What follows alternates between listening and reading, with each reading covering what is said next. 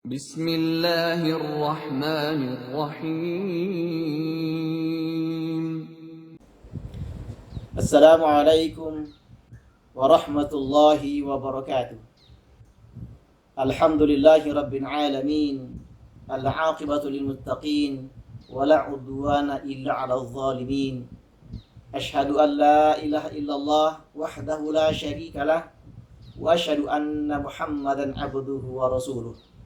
Allahumma salli wa sallim wa barik ala habibina wa syafi'ina wa qudwatina wa maulana Muhammad bin Abdullah wa ala alihi wa sahbihi mawalah wa la hawla wa la quwwata illa billahi al-azim wa ba'd.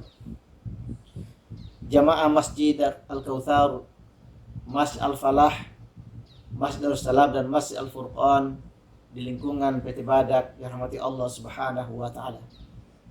Mari kita bersyukur kesempatan yang mulia ini kita bisa saling memberikan tausiah wa tawassaw bil haqq wa tawassaw bis sabr melalui ta'lim kesempatan ini. Semoga Allah Subhanahu wa taala senantiasa melimpahkan kepada kita kesehatan dan kemampuan untuk berbuat baik. Selanjutnya mari kita senantiasa bersalawat kepada baginda Muhammad Rasulullah sallallahu alaihi wasallam. Beliau contoh teladan yang baik bagi umat manusia, memberikan arahan, petunjuk untuk senantiasa menengok, melihat, mengikuti kebaikan dan kebenaran. Dan kita mohon kepada Allah kiranya kita senantiasa diberikan kemampuan untuk mengikuti kebaikan dan kebenaran itu dan menghindari segala bentuk keburukan dan kejahatan.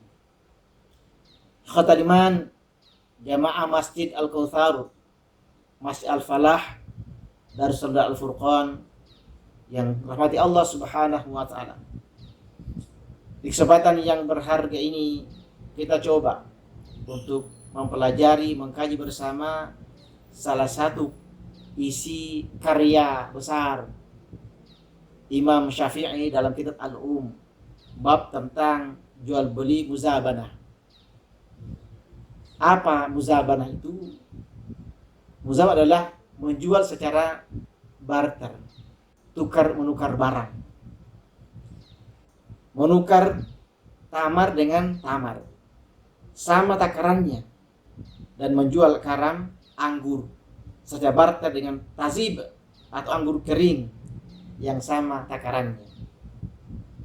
Imam Syafi'i berkata, muhaqalah pada tanaman sama dengan muzabanah pada buah tamar. Beliau berkata, penafsiran tentang muhaqalah dan muzabanah pada hadis ini kemungkinan adalah bahwa hal tersebut berasal dari Rasul secara nas, wallahu a'lam. Atau mungkin pula hal itu merupakan suatu riwayat dari orang yang mempunyai posisi berada di bawah Rasulullah Muhammad SAW. Imam Syafi'i juga pernah berkata dari Ibnu Jurayj bahwasanya ia berkata kepada Atha, "Hai Atha, apakah muzabanah itu?" Atha menjawab, muzabanah adalah tamar yang masih berada di pohon, dibarter dengan tamar yang lain. Kemudian saya bertanya lagi, apakah Anda telah mengetahui takaran tamar tersebut atau belum? Atau menjawab, iya, saya telah mengetahuinya. Ibnu Jad berkata, lalu ada seseorang yang datang bertanya kepada Atha, bagaimana dengan rutab? Atha menjawab, sebenarnya sama saja tamar dengan rutab. Yang itu tetap dinamakan muzabanah. Imam Syafi'i berkata, maksud menghimpun muzabanah adalah bahwa Anda melihat setiap jual beli yang Anda lakukan dari apa yang berlebih pada sebagiannya atas sebagian yang lain dan dibayarkan tunai dianggap sebagai riba. Ada kelebihan dari yang lain.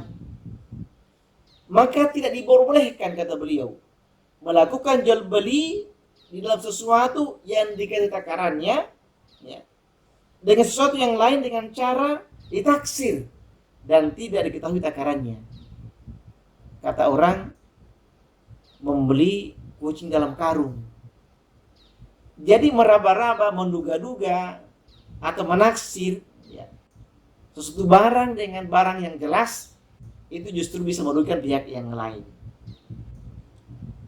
Hal itu menjadi penyebab haram hukumnya mengambil sesuatu kecuali yang sama takarannya, sama timbangannya, dilakukan secara langsung atau dibayar tunai.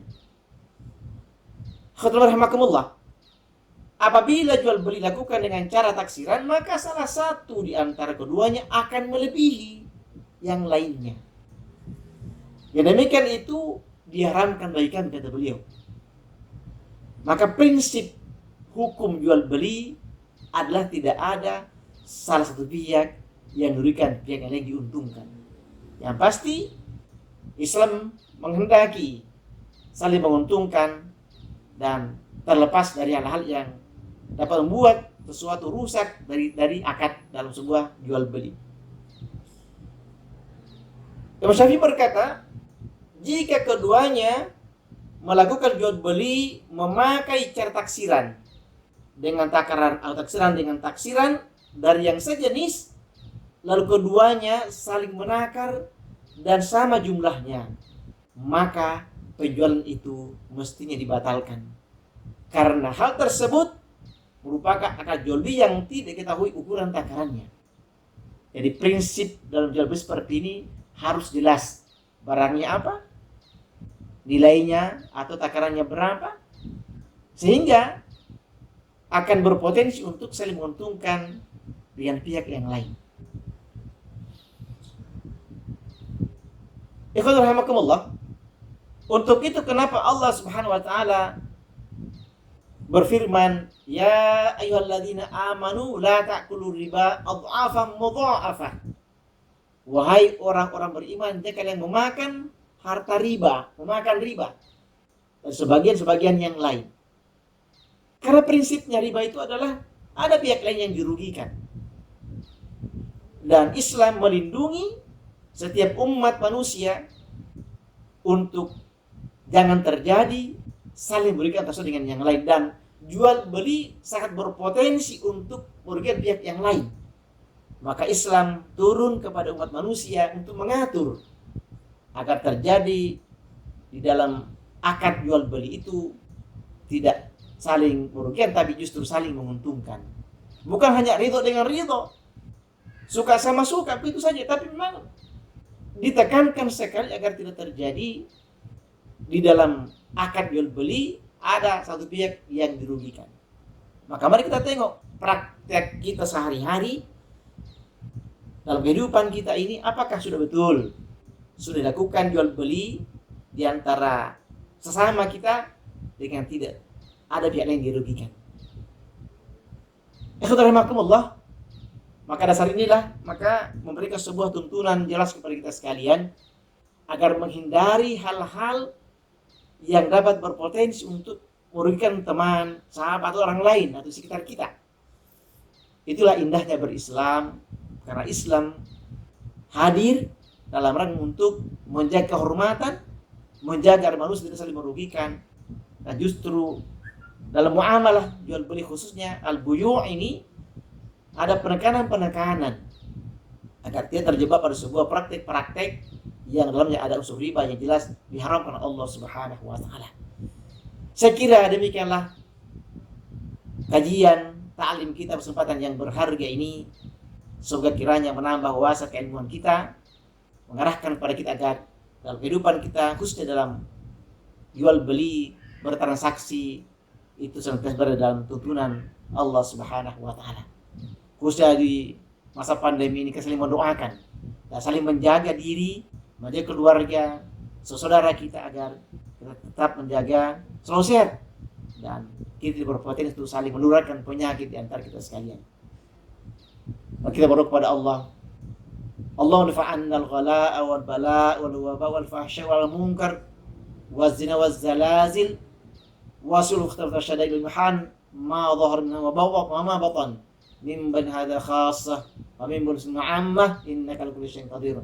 Rabbana atina fid dunya hasanah wa fil akhirati hasanah wa qina adzabannar. Walhamdulillahi rabbil alamin. Faminkum wassalamu alaikum warahmatullahi wabarakatuh.